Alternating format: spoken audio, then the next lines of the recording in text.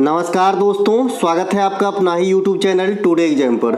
दोस्तों, जैसा कि रेलवे के विभिन्न एग्जाम जो 2024 में होने वाली है उनके ऊपर जो जीके जीएस की प्रैक्टिस सेट चलाई जा रही है, जिसमें टोटल 30 वीडियो आने वाली है। उन 30 वीडियो में से आज आप तीसरी क्लास को वॉच कर रहे हैं। दोस्तों, इससे पहले हमने आपको 2 वीडियो प्रोवाइड करा दिया है, आशा करते हैं कि आप देखे ही होंगे। जिन भी भाई बंधु को हमारा ये पेड क्लास का PDF चाहिए, आप इस व्हाट्सअप नंबर पर व्हाट्सअप कर सकते हैं या फिर डायरेक्ट इसी व्हाट्सअप का लिंक दिया गया है डिस्क्रिप्शन में, आप क्लिक करके भी व्हाट्सअप के थ्रू मैसेज करके पता कर सकते हैं। देखिए दोस्तों, मैं आपको ये नहीं पढ़ाऊंगा कि प्रकाश संश्लेषण में किस गैस की जो है आवश्यकता होती है, कार्बन डाइऑक्साइड की, ये तो आप भी जानते हैं। मैं वही कंटेंट पढ़ाऊंगा जो सागर में गागर की काम करता है। कम पढ़ा के जो है आपको एग्जाम में क्वेश्चन मिला के देते आया हूँ और देने की पूरी कोशिश इस सीरीज में भी करूंगा। देखिए, फिर भी वीडियो क्यों नहीं चलता, मैं भी जानता हूँ कि वीडियो क्यों नहीं बच्चे देखते। इसके 3 रीजन होते हैं। पहला, थंबनेल मेरा अच्छा नहीं होता क्योंकि बनाने नहीं आता, स्पष्ट सी बात है। दूसरा, क्लास में ज़्यादा बकतूती नहीं करते, काम की बात करते, नहीं करेंगे बकतूती, आपके समय का वैल्यू हम जानते हैं। तीसरा ये है कि भैया हम अधिक से अधिक कंटेंट देने की प्रयास करते हैं। अधिकांश बच्चे बाउंस कर जाते हैं और क्लास छोड़ के चल देते हैं। ठीक है, मुझे कोई फर्क नहीं पड़ता है, जो अंतिम तक डटे रहेंगे वो जरूर झंडा गाड़ेंगे किसी भी मेरी क्लासेस में। तो चलिए, जितने ही बच्चे देखते हैं उन्हीं को जो है समर्पित ये भी वीडियो। चलिए शुरू करते हैं आज का ये वीडियो। पहला जो प्रश्न है, आद्य बैक्टीरिया, साइनोबैक्टीरिया, माइकोप्लाज्मा निम्नलिखित में से किस जगत के सदस्य है? जैसे कि आप जानते हैं कि वैसे तो बहुत सारे वैज्ञानिक ने जो है डिवाइड किए प्राणियों को, लेकिन सबसे ज्यादा मान्य जो है ये आपका RH व्हिटकर का है। RH व्हिटकर का जो है ये सबसे ज्यादा मान्य है आपका जो है बंटवारा। इन्होंने सजीव जगत को 5 भागों में बांटा, जिसमें से 4 आप ऑप्शन में देख रहे हैं, है ना। एनिमिलिया, जिसमें हम लोग आते हैं, प्रोटिस्टा, मोनेरा और जंतु, है ना, और एक वो कवक होता है जिसे फंजाई यहाँ पे लिखा है। तो ये 5 भागों में जो है RH व्हिटकर ने सजीव जगत को विभाजित किया था। तो इनमें से आपसे पूछ रहा है कि ये जो आद्य बैक्टीरिया है, साइनोबैक्टीरिया है, माइकोप्लाज्मा है, ये सबसे सूक्ष्म जीव है ना। तो ये किस में आएगा? तो ये आएगा आपके भैया मोनेरा वाले ग्रुप में। ठीक है, तो right answer option number D हो जाएगा। अभी हमने कहा कि कौन दिया था, ये 5 ग्रुप में कौन बांटा था? तो RH व्हिटकर, यानी सजीव जगत को 5 भागों में, जो मोनेरा, प्रोटिस्टा, कवक, पादप, एनिमिलिया है, ये RH व्हिटकर ने बांटा है। जीवों के द्विनाम पद्धति के जनक किसे कहा जाता है? कैरोलस लाइनस को कहा जाता है। और ये कब दिया था? आजकल ट्रेंड में चलता है कि भैया ये अमुक वैज्ञानिक जो है अमुक नियम या अमुक चीज की खोज कब किए थे, ये भी याद रखना है, 1753 में दिए थे। ठीक है, मोनेरा संघ, अभी जो मोनेरा का जो आपने उदाहरण देखा कि क्या क्या आएगा, इस क्वेश्चन का बेस है, तो ये मोनेरा संघ की क्या विशेषता है इसको देख लेते हैं। देखिए, मोनेरा संघ के सभी जो जीव होते हैं एक कोशीय प्रोकैरियोटिक जीव आ जाती है। प्रोकैरियोटिक क्या होता है और आपको जो है यूकैरियोटिक क्या होता है, मैं आपको पहले बता चुका हूं जब मैं सेल पढ़ाते आया हूं पहले से। ठीक है, तो जो बच्चे लगातार बने हैं उनको कोई दिक्कत नहीं होगा। प्रोकैरियोटिक और यूकैरियोटिक क्या होता है, मैंने आपको प्रोकैरियोटिक के बारे में एक ही बात गांठ बांध के बताया था कि ये गरीब होता है। गरीब मतलब यहाँ पे हर चीज की अभाव पाई जाती है। इसमें केंद्रक भी नहीं होता है, न्यूक्लियस भी नहीं होता है, राइबोसोम नहीं होता है, लाइसोसोम नहीं होता है, और भी बहुत सारे चीज जो है इसमें नहीं होते हैं। इसके अलावा जो सेल वाल होते हैं, इसके बनावट में भी जो है डिफरेंस आती है प्रोकैरियोटिक और यूकैरियोटिक के अंदर। यूकैरियोटिक सेल में सेल वाल जो है वो सेलुलोज के बने होते हैं, जबकि प्रोकैरियोटिक सेल के अंदर सेल वाल जो है ये आपका बना होता है किस चीज का भैया? प्रोटीन और कार्बोहाइड्रेट के। यहां से भी क्वेश्चन पास्ट में आ चुके हैं। ठीक है, इनमें से कोई भी कोशिकांग विकसित नहीं होते। अब ये कोशिकांग कौन सी बला है? कोशिका तो आपने सुना भाई सेल को कहते हैं, और जीवन की सबसे छोटी कार्यात्मक इकाई होती है। कोई भी अंग अनेक कोशिका से मिलकर बने होते हैं और अनेक अंगों से मिलकर कोई एक शरीर बनते हैं। ठीक है भैया, तो ये कोशिकांग क्या होता है? तो जो एक वो सूक्ष्म मन में इमेजिन कीजिए, आप ऐसे देख भी नहीं सकते कोशिका को, तो मन में इमेजिन कीजिए एक कोशिका इतने सूक्ष्म है कि करोड़ों कोशिका से मिलकर एक अंग बनता है, और उस कोशिका के अंदर भी अलग अलग भाग है जिसे कोशिकांग कहा जाता है, जैसे माइटोकॉन्ड्रिया, लाइसोसोम, राइबोसोम, कोशिका द्रव, केंद्रक। इस सबको अलग अलग अगर कहेंगे तो क्या कहा जाता है? कोशिकांग कहा जाता है। ये कल पुर्जे, पाठ पुर्जे हैं कोशिका के। ठीक है भाई, इसके अलावा जो ये कोशिकांग है ये विकसित नहीं होता है। किस संघ की बात हो रही है? मोनेरा में। और केंद्रक भी नहीं होते, है ना। केंद्रक झिल्ली की अभाव होती है, केंद्रक तो होते ही नहीं, केंद्रक झिल्ली भी नहीं होती, सेल मेम्ब्रेन, ठीक है। वैसे पादप जगत के प्राणी में कोशिका भित्ति पाई जाती है, वैसे जो है इस प्राणी में सेल वाल पाई जाती है, लेकिन केंद्रक भी नहीं और केंद्रक झिल्ली भी नहीं, ठीक है। परंतु इस संघ के प्राणियों में कोशिका भित्ति हो सकती है, मैं बताया, कुछ में नहीं भी हो सकती है, मतलब इसमें सेल वाल होता भी है, नहीं भी होता है, ठीक है। यह स्वपोषी और परपोषी दोनों होता है, तो इसमें जो है 50-50 रहा, दोनों चीज बोलेंगे अगर आपसे कि भाई मोनेरा संघ के प्राणी में क्या सेल वाल होते हैं, तो हो भी सकते हैं, नहीं भी हो सकते हैं। स्वपोषी होते हैं कि परपोषी होते हैं, तो दोनों होते हैं, ठीक है, स्वपोषी और परपोषी। अब स्वपोषी और परपोषी तो आप समझ ही रहे होंगे कि क्या होता है। हम लोग किस में आएंगे बताइएगा, हम खाना खुद ही बना रहे हैं कि हम लोग कोई किसी पे हम डिपेंड है, सोचिएगा इस बात को। इसके अलावा प्रोटिस्टा, इनमें से एक कोशिकीय जीव है ना, प्रोटिस्टा जो है ये भी एक कोशीय जीव होता है। एक कोशीय और बहुकोशीय तो पहले बता चुका हूं ना, पहले ही क्लास दिन बता दिया था। नगण्य मात्रा में बहुकोशीय जीव भी आता है इसमें, किस संघ में, प्रोटिस्टा में, लेकिन बहुत कम मात्रा, इसीलिए नगण्य शब्द का इस्तेमाल किया गया है ना। इसके अलावा यूकेरेटिक सेल वाला, है ना, यूकेरेटिक आते हैं, एक कोशीय जीव है लेकिन ये यूकेरेटिक सेल वाला होता है। कोष्ठ वाले चीज को बाद में पढ़े कभी भी मेरे क्लास में, क्योंकि वो एडिशनल इंफॉर्मेशन होता है उन चीजों के बारे में। जैसे यहाँ पे है कि प्रोटिस्टा इनमें से एक कोशीय जीव, प्रोटिस्टा में एक कोशीय जीव आते हैं परंतु यूकेरेटिक सेल वाला। अब कोष्ठ में है कि नगण्य मात्रा में बहुकोशीय जीव भी आता है, तो ये विरोधाभास उत्पन्न कर रहा है एक कोशीय जीव पे, इसीलिए कोष्ठ में डाल के लिखा गया है, ठीक है भाई। तो यूकेरेटिक सेल वाला इसमें जीव आते हैं। यह जो है आपका कवक, लिखिएगा, कवक और जंतु के बीच कड़ी का कार्य करता है। जैसे सजीव और निर्जीव के बीच कड़ी का काम कौन करता है, तो वायरस करता है। उसी प्रकार से जो आपका जंतु है और कवक है, कवक मैं ये छत्ता जैसे बना देता हूँ, अपने गांव घर में देखे होंगे गोबर के पास रहता है, और मशरूम भी इसी लोग खाने के लिए इस्तेमाल करता है, इसकी प्रजाति अलग है ना। ये कवक हो गया और ये मान लीजिए कोई एक जंतु है, ये जंतु है कोई भी, तो इसके बीच जो है कड़ी का काम करता है आपका कौन सा, प्रोटिस्टा संघ के प्राणी, ठीक है। और सजीव और निर्जीव के बीच में कड़ी का काम कौन करता है, वायरस करता है। क्यों करता है बता दिया हूं कि वायरस अगर जब तक निर्जीव बोतल या फिर किसी कांच के बोतल या कोई भी निर्जीव पदार्थ के टच में होते हैं तो वो भी निर्जीव के जैसा ट्रीट करता है। जैसे किसी लाइव सेल के अंदर प्रवेश करता है तो वो भी एक्टिव हो जाता है। जैसे कोरोना को आपने देखा, शर्ट को कोई क्षति पहुंचा रहा था, नहीं पहुंचा रहा था, लेकिन जैसे ही आप छूते थे तो अब जो है यहाँ पे दिक्कत हो रही थी। इसके अलावा यह भी स्वपोषी और परपोषी दोनों होता है। तो यहाँ तक आपने क्या समझा कि भाई मोनेरा में भी स्वपोषी और परपोषी दोनों हो सकते हैं, प्रोटिस्टा में भी स्वपोषी और परपोषी दोनों हो सकते हैं। मोनेरा के अंदर एक फैसिलिटी थी कि भाई इसमें जो है प्रोकैरियोटिक सेल की एक कोशीय प्राणी पाए जाते हैं। इसमें क्या है, इसमें यूकेरेटिक सेल वाला एक कोशीय प्राणी पाए जाते हैं, लेकिन बहुत कम मात्रा में बहुकोशीय प्राणी भी पाए जाते हैं, ठीक है। इसके अलावा कुछ जीवों में कोशिका सेल वाल भी जो है नहीं पाई जाती है। इसमें केंद्रक झिल्ली पाई जाती है, तो कुछ जीवों में कोशिका भित्ति भी, है ना, इसमें केंद्रक झिल्ली और कोशिका भित्ति पाई जाती है। इस समूह के प्राणी में एक कोशिका वाला शैवाल, एक कोशिका वाला शैवाल आएगा, क्लोरेला आएगा, युगलिना आएगा। क्लोरेला भी एक प्रकार का शैवाल ही है ना। इसका इस्तेमाल अंतरिक्ष में की जाती है अपने को आपको जो है ताजा रखने के लिए और ऑक्सीजन के लिए भी, और ताजा मतलब भूख को कम करने के लिए खाया जाता है ना। इसके अलावा कवक यूकेरियोटिक जीव है ये, है ना। कैसा जीव है कवक, यूकेरियोटिक जीव है जिसमें बहुकेशीय सेल पाई जाती है। यह विषमपोषी होते हैं, जैसे ईस्ट, मशरूम हम खाने के लिए यूज करते हैं, ये मटन जैसा स्वाद देता है, शाकाहारियों का मटन है ये, मैं तो खाता हूं क्योंकि मैं शाकाहारी हूं। इसके अलावा पादप, यह बहुकोशीय यूकेरियोटिक जीवों का समूह है। जो भी पादप समूह है वो बहुकोशीय होती है ना।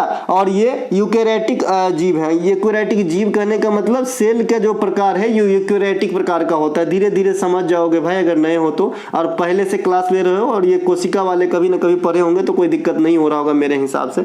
इसमें कोशिका भित्ति सेलुलोज के बने होते हैं। अभी हमने बताया कि जो भी यूकेरियोटिक सेल होता है उसमें कोशिका भित्ति किसके बने होते हैं, सेलुलोज के बने होते हैं। और जो भी प्रोकैरियोटिक सेल होते हैं उसमें जो है आपका कोशिका भित्ति किसके बने होते हैं, कार्बोहाइड्रेट के बने होते हैं या फिर प्रोटीन के बने होते हैं, ठीक है। तो ये दोनों बात भी एग्जाम में पास्ट में काफी बार पूछे गए हैं। प्रोकैरियोटिक में सेल वाल किसके बने होते हैं, तो आप बताना कार्बोहाइड्रेट और आपका प्रोटीन का। और यूकेरियोटिक सेल के अंदर जो है सेल वाल किसके बने होते हैं, तो सेलुलोज के, ठीक है। और सेलुलोज अपने आप में क्या है मैंने बताया था। ये आपका जो है एक तो मोनोसेक्राइड होता है, ये पॉलीसेक्राइड है। क्या है ये? पॉलीसेक्राइड है। केमिस्ट्री का पहाड़ा है मोनो, डाई, पॉली, टेट्रा, पेंटा, हेक्सा, हेप्टा, नोना, इस प्रकार से मतलब पॉली मतलब बहुत सारा है ना, बहुत सारा सेक्राइड मतलब कार्बोहाइड्रेट में टूटेंगे सेलुलोज के अगर तोड़ा जाए तो, ये मतलब ये पॉलीसेक्राइड में आते हैं। ठीक है, इसके अलावा जो प्रकाश संश्लेषण के द्वारा अपना भोजन तैयार करते हैं, किसकी बात हो रही है? पादप की बात हो रही है, इसीलिए तो स्वपोषी है कि खुद अपना भोजन बना लेता है।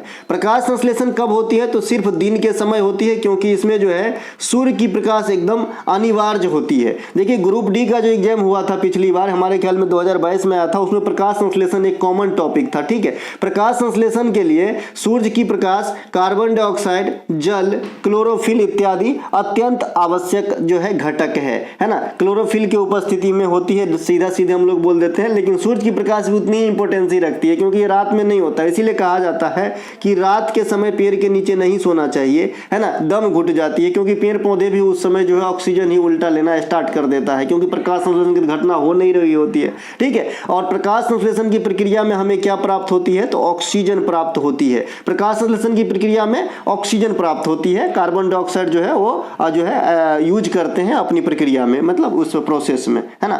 इसके अलावा जंतु जगत, हम पांचवा जगत पर रहे जंतु। इस जगत के सभी प्राणी बहुकोषीय होते हैं, जैसे मैं, आप, लोमड़ी, कुत्ता, इस प्रकार से। स्तनधारी भी आ जाता है इसमें, पक्षी भी आता है, उभयचर भी आता है और रिप्टेलिया भी आता है। यानी मोटे मोटे तौर पे हम जिसे आंख से देख पाते हैं वो सभी जंतु इसमें आ जाते हैं लगभग, है ना, लगभग। हम बैक्टीरिया को कहाँ जल्दी आंख से देख पाते हैं, वायरस वगैरह को। ठीक है, तो मैं यहाँ पे देहाती भाषा में बोला हूँ, इसे किताबी तौर पे नहीं लेना है, मैं आपको याद रखने के लिए बताया हूँ कि इसमें जो स्तनधारी, पक्षी, उभयचर और रेप्टिलिया, ये सभी के सभी आ जाते हैं जंतु वाले समूह में। ठीक है, इसके अलावा मैंने हार्ट की बंटवारा आपको बता दिया था कि किसमें कितने हार्ट होते हैं। स्तनधारी में 4 चैम्बर वाले होते हैं, मत्स्य में 2 वाला और उभयचर में 3 वाले चैम्बर पाए जाते हैं। इनके अलावा निम्नलिखित में से कौन सा भारतीय बायोस्फीयर रिजर्व को अब तक यूनेस्को के विश्व नेटवर्क में शामिल होने का गौरव प्राप्त नहीं है? देखिए अपने यहाँ कितने बायोस्फीयर रिजर्व है? 18 बायोस्फीयर रिजर्व है। 57 वाली जो क्लास हमने स्टार्ट किया था उसका पहला क्वेश्चन यही रखा था हमने, है ना, कि भाई निम्नलिखित में से किस बायोस्फीयर रिजर्व को सबसे पहले दर्जा प्रदान किया गया था? तो नीलगिरी 1986 में, वहां पे मैं 18 बायोस्फीयर रिजर्व को लिख के समझाया हूं। ठीक है, ई बुक आ रही है आपका, ई बुक जो है हमारा 113-14 क्लास की आपके टोटल मटेरियल उसके अंदर मिलेगा, जो एक फुल फ्लेज में बुक होगी और बहुत ही अच्छा जो होगा कि आप उतने ही कंटेंट पढ़ेंगे जितने एग्जाम में आएंगे। बहुत सारे बच्चे उसकी पेज पूछ रहे हैं, तो मेरे हिसाब से 400 से 450 पेज के में बनेंगे, क्योंकि 113-14 क्लास है ना, तो इतना तो लाजमी है भाई, है ना।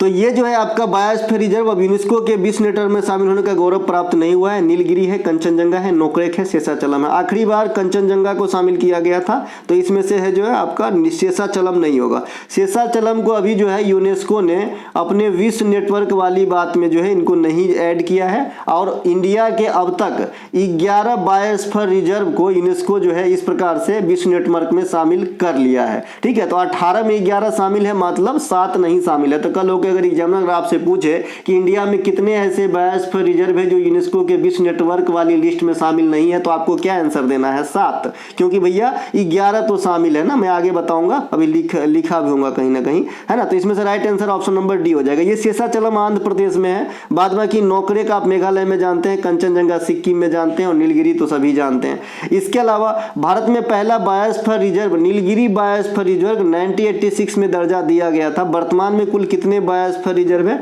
तो 18 बायोस्फीयर रिजर्व है। ठीक है, भारत में अब तक 106 से अधिक राष्ट्रीय उद्यान है। मैं उसकी बात करूंगा नीचे की किसको किसको यूनेस्को ने जो है वर्ल्ड नेटवर्क जोन में शामिल किया है। ठीक है, भारत में अब तक कुल कितने राष्ट्रीय उद्यान है? तो राष्ट्रीय उद्यान की संख्या जो है 106 नवंबर 2023 तक था, और कल अगर बढ़ गया हो तो फिर नहीं इतना ये, लेकिन अभी बढ़ा नहीं है जहां तक मैं भी अपडेट रहता हूं, तो 106 है। पहला राष्ट्रीय उद्यान जिम कॉर्बेट राष्ट्रीय उद्यान, है ना, उत्तराखंड में। वर्तमान इस राष्ट्रीय उद्यान का नाम बदलकर रामगंगा नेशनल पार्क कर दिया गया है, और जिम कॉर्बेट नेशनल पार्क का एक और नाम था हेली नेशनल पार्क भी इन्हीं का नाम था। तो हेली रामगंगा और जिम कॉर्बेट तीनों एक ही चीज है उत्तराखंड में। भारत की सबसे बड़ी राष्ट्रीय उद्यान ये हेमिस है। यहां से एक क्वेश्चन एसएससी पूछा था कि भाई हेमिस राष्ट्रीय उद्यान में किस जीव जंतु की जो है मतलब द्वितीय प्रजाति पाई जाती है या फिर फेमस है इसके लिए? तो ये स्नो लियोपर्ड्स हिम तेंदुआ हिम तेंदुआ के लिए जो है फेमस है आपका कौन सा भैया, हेमिस। हेमिस त्योहार भी होता है, ये भी लद्दाख के अंदर ही होता है, तो दोनों याद रखने में आपकी काफी इजी होंगे, दोनों एक ही जगह से रिलेशन रखता है। इसके अलावा भारत की सबसे बड़ी टाइगर रिजर्व ये नागार्जुन सागर है। वर्तमान में ये श्रीशैलम आंध्र प्रदेश में है, लेकिन 2023 के आखिरी दिन में यानी दिसंबर नवंबर में एक रिपोर्ट आई थी जिसमें पता चल रहा है कि मध्य प्रदेश के नौरादेही अभयारण्य, ये इंपॉर्टेंट रहेगा आपके रेलवे के एग्जाम में कि पूछेगा कि ये कहां पे है नौरादेही अभयारण्य, क्योंकि आप जानते हैं कि जो चीज चर्चा का विषय बन गया वहां से क्वेश्चन आने की प्रोबेबिलिटी जो है काफी ज्यादा बढ़ जाती है। तो ये चर्चा का विषय बना है अपने आप में नौरादेही अभयारण्य और रानी दुर्गावती अभयारण्य, ये दोनों को मिलाकर यानी दोनों का विलय करके जो है एक सबसे बड़ा टाइगर रिजर्व बनाए जाने की बात कही जा रही है इंडिया में। तो ये वाला जो टाइगर रिजर्व होगा ये नागार्जुन सागर को भी पछाड़ देगा अगर ये दोनों मिलकर बना लिया जाता है तो। अभी घोषणा हुआ है, अभी बना नहीं है, मध्य प्रदेश के दमोह में, ठीक है भैया, तो ये ध्यान रखेंगे। इनके अलावा ये जो 11 बायोस्फीयर रिजर्व जिसको यूनेस्को के द्वारा विश्व नेटवर्क जोन में शामिल कर लिया गया है, ये आपके सामने है ना। तो मैंने बता दिया कि भाई 11 शामिल है, तो कितने शामिल नहीं है, 7, क्योंकि टोटल कितने हैं 18। हाँ, जो आपका जो नेशनल पार्क कितने थे आपका 106, टोटल बड़े पोर्ट कितने हैं 13, टोटल महारत्न कंपनी कितने हैं 13, तो टोटल छोटे छोटे बंदरगाह कितने हैं 200। इंडिया में कितने नदियां हैं, लगभग 200 से अधिक। इंडिया में कितने स्टेशन है लगभग, तो आप बताएंगे 8000 के समथिंग जो है, 8000 से 8500 के बीच में जो भी ऑप्शन रहेगा उतने रेलवे स्टेशन है। तो ये कुछ एक बात जो है आपके डाटा सीधे एग्जामिनर झोंकते हैं, हालांकि एक्यूरेट नहीं होता, लेकिन फिर भी आपको जानकारी रखना चाहिए। इंडिया की टोटल क्षेत्रफल कितनी है विश्व के रिलेशन में 2.4% है ना। इंडिया में जो जनता निवास करते हैं वो लगभग कितने प्रतिशत हो जाएंगे, तो लगभग 20 के करीब जो रहेगा वो आंसर मारना है, क्योंकि अब हम 142 करोड़ हो चुके हैं, ठीक है भाई। तो ये सब कुछ ध्यान रखना। ये 142 करोड़ हमारी जनगणना रिपोर्ट से नहीं आई है, ये बाहरी रिपोर्ट है। अभी 2021 की डाटा रिलीज कहां हुआ हो। इसके अलावा तो ये जो आपका शामिल है यूनेस्को के वर्ल्ड वाला जो लिस्ट में है ना, वर्ल्ड नेटवर्क में जोन में, तो ये आपका नीलगिरी भी जो पहला था वो शामिल है। मन्नार की खाड़ी, देखिए मन्नार की खाड़ी बायोस्फीयर रिजर्व में यहाँ पे पाया जाता, पूछा गया था एनटीपीसी में ही पूछा गया था 2016 के अंदर कि यहाँ पे क्या पाया जाता है। तो यहाँ पे जो है आपका समुद्री गाय जिसका उपनाम है यानी डुगोंग पाया जाता है, डुगोंग, ठीक है। तो डुगोंग भी ध्यान रखेंगे। और मन्नार की खाड़ी खाली अपने आप में भारत और श्रीलंका के बीच सीमा रेखा भी क्रिएट करेगा। सुंदरबन रिजर्व है ना, पश्चिम बंगाल में, ये भारत के साथ साथ और किस देश में होंगे, बांग्लादेश के अंदर होंगे। और ये दुनिया की सबसे बड़ी डेल्टाई क्षेत्र है। मैंने आपको कहा था कि भाई डेल्टा के आकार भी एग्जाम में पूछे हैं तो त्रिभुजाकार होता है, और सिंधु घाटी सभ्यता का आकार भी त्रिभुजाकार होता है, ठीक है। इसके अलावा तो ये गंगा ब्रह्मपुत्र डेल्टा, इसमें बताया था भाई क्या क्या मिलता है। सुंदरी की वृक्ष मिलती है, और इसमें वन किस प्रकार के मिलेंगे, मैंग्रोव वन मिलेंगे। मैंग्रोव वन कैसा होता है, दलदली वाला वन होता है। इसके अधिकांश पेड़ पौधे जो है पानी में लगभग आधा से अधिक डूबे हुए होते हैं, ठीक है। इनके अलावा नंदा देवी बायोस्फीयर रिजर्व, ये कहां पे है, ये उत्तराखंड में है। नंदा देवी चोटी जो है ये उत्तराखंड की सबसे हाईएस्ट चोटी भी है, फर्स्ट नंबर पे। और ये किस हिमालय का पार्ट होगा नंदा देवी चोटी वाला बात, तो आप कहोगे भैया कुमायूं हिमालय का पार्ट होगा। कुमायूं हिमालय किन दो नदियों के बीच के क्षेत्र को कहते हैं, तो सिंधु से सतलज, तो सतलज से ये काली हो जाएगा, क्योंकि सिंधु से सतलज होता है आपका पंजाब हिमालय, तो सतलज से काली कुमायूं हिमालय, काली से तिस्ता नेपाल हिमालय, और तिस्ता से देहांग असम हिमालय। जो बच्चे को अटपटा लग रहा होगा कि सर ये पहले कब बताए, क्यों इतना फास्ट पढ़ा रहे हैं, तो पहले की क्लास आप शायद मेरे नहीं देखे होंगे बंधु। तो मैं अभी भी रिक्वेस्ट करूंगा कि अगर आप नए हैं मेरे साथ तो कम से कम जो 35 सेट की लेटेस्ट सीरीज चलाई गई है उसके ऊपर नाम क्या लिखा है उस पर मत जाओ। मैं हमेशा बताते आया हूं आपको सिर्फ काम से मतलब रखना चाहिए। एक बार 35 वीडियो मेरे ख्याल में आपका 30 घंटा खाएगा।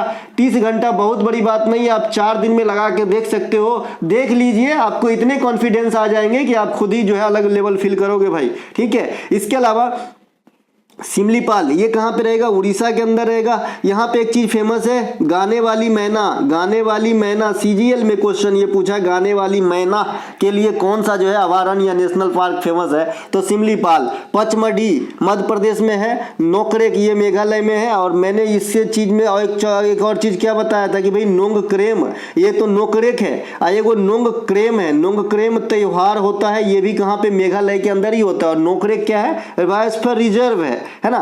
इसके अलावा अचानक मार वगैरह बता ही दिया था। 1930 में सूर्य सेन के नेतृत्व में सशस्त्र क्रांतिकारी ने कहां पर धावा बोला, तो ये आपका बोला था भैया चटगांव में। चटगांव में जो है चटगांव शस्त्रागार पे धावा बोल दिया आपका कौन भैया, सूर्य सेन और उनके सहयोगी, ठीक है। इनके अलावा 1930 में सूर्य सेन के नेतृत्व में क्रांतिकारी ने चटगांव पर धावा बोला। 1925 में काकोरी कांड होती है जिसमें है ना हिंदुस्तान रिपब्लिकन एसोसिएशन HRA के जो भी सदस्य थे, सन्याल साहब वगैरह, तो सभी शामिल हुए थे। हिंदुस्तान रिपब्लिकन एसोसिएशन की स्थापना 24 के अंदर होती है, कानपुर नाम दिया जाता है, मतलब जब भी आप आंसर देखे होंगे तो। बाद में इसी संस्था का नाम भगत सिंह के द्वारा 1928 में दिल्ली के फिरोज शाह कोटला मैदान, जिसे आजकल अरुण जेटली मैदान कहा जाता है, में उनके नौजवान सभा का गठन 1926 में किए थे। कौन, भगत सिंह साहब ने किए थे, है ना, 1926, हाँ सही है जी, 1926 में ही किए थे, ठीक है। 1926 में सदस्यों के जो किए थे, मतलब कहने का मतलब है कि जो ये HRA है इसका नाम जो है बदलने का काम भगत सिंह साहब 1928 में दिल्ली के फिरोज शाह मैदान में किए। तो किसके साथ, अकेले में तो नहीं कर लिए, तो जो उनके जो नौजवान सभा के सदस्य थे उनकी भी सहमति ली और उनके सर्वसम्मति से जो है कर दिए। हालांकि क्वेश्चन में एक चीज और लिखा है, क्योंकि यहाँ से क्वेश्चन बच्चे गलत कर चुके हैं एग्जाम में, तो आप न गलत करें। हालांकि इस संस्था का नाम परिवर्तन विचार सर्वप्रथम चंद्रशेखर आजाद के मन में आया था, यानी HRA को कुछ अलग नाम देना है, हसरा नाम देना है, इसमें सोशलिस्ट शब्द को ऐड करना है, तो ये विचार सबसे पहले चंद्रशेखर आजाद के मन में आया था, लेकिन किया था भगत सिंह ने, ठीक है। दिल्ली के केंद्रीय विधानसभा में, है ना, केंद्रीय विधानसभा असेंबली, है ना, 1929 में भगत सिंह और बटुकेश्वर दत्त ने जो है स्मोक बम फेंके थे, तो ये भी क्वेश्चन आपके एग्जाम में आता है। भगत सिंह को फांसी 23 मार्च 1931 को दिया गया था, ये भी पूछे जाते हैं, जले पे नमक, है ना। इनके अलावा प्रमुख 1857 का विद्रोह 10 मई 1857 को भड़का था। भगत सिंह साहब काफी महान आदमी थे, है ना, और अंग्रेज का बुरा हो।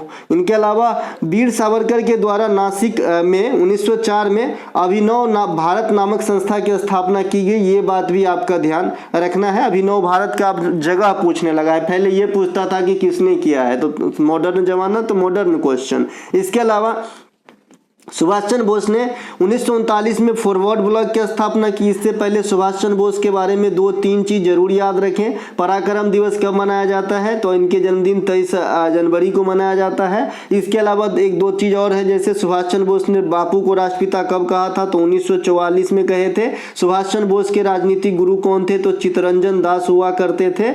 इसके अलावा सुभाष चंद्र बोस साहब पे जो है कांग्रेस के किस अधिवेशन में पहली बार अध्यक्षता किए थे, तो 1938 हरिपुरा अधिवेशन में, है ना। सुभाष चंद्र बोस साहब जो है कांग्रेस के किस अधिवेशन में जो है इस्तीफा दिए थे, तो कांग्रेस के त्रिपुरी अधिवेशन 1939 में। ये सब कुछ एक बातें जो है आपको ध्यान रखना होगा। इनके अलावा देखिए क्रमवार बता देते हैं कि जो हमारे पूछे जाते हैं एग्जाम के अंदर। 1913 में गदर पार्टी की स्थापना लाला हरदयाल अमेरिका में किया था। प्रमुख चौरा चौरी हत्याकांड 1922 में, इसी के कारण यह असहयोग आंदोलन बंद हो गया, जिसकी शुरुआत 1920 में गांधी जी के द्वारा किया गया था। और मैंने बताया था कि गांधी जी का पूरे देश स्तर पे अफ्रीका से लौटने के बाद ये पहला जो है मतलब आंदोलन था। इससे पहले तो चंपारण सत्याग्रह हुआ, लेकिन चंपारण बिहार रीजन में हुआ था, ठीक है। तो क्वेश्चन के जो है गहराई यानी भाषा पर भी कभी कभी ध्यान दिया कीजिए। जैसे कल एक बच्चा ने क्वेश्चन GD का कुछ आया है कल, आना आंसर शीट, है ना, मैं तो देखा भी नहीं, तो उसमें एक बच्चा ने क्वेश्चन किया है, उनका नाम नवीन एरौन है साहब, असम से है साहब जी,